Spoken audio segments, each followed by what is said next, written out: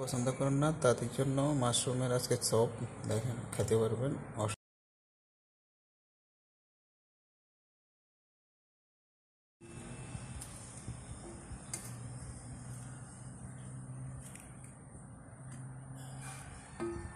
গুলো পরিষ্কার করে নিয়ে নিয়েছি এখানে। এরপরে দিয়ে দিতেছি এই জিনিসটা মাশরুমের সাথে, এটা মিক্স করব। এটা মিক্স করলে এটা চপের মতো হবে। আপনাদের যদি বেসন থাকে, এটা যদি না থাকে বেসন দিতে পারেন, সমস্যা নয়, বেসন দিলেও চলবে। আর যারা একটু ঝাল পছন্দ করেন অবশ্যই বেশি করে একটু ঝালের গুঁড়া দিবেন।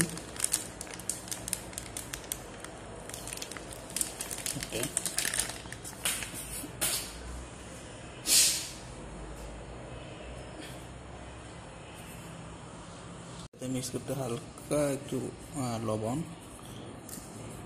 এরপরে এগুলো ভালো করে মিক্স করবো। হালকা একটু পানি দিব এরপরে।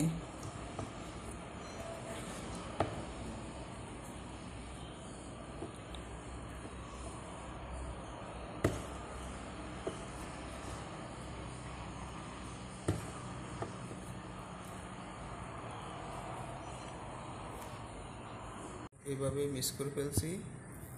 এখন একটা একটা করে আমি দিতেছি।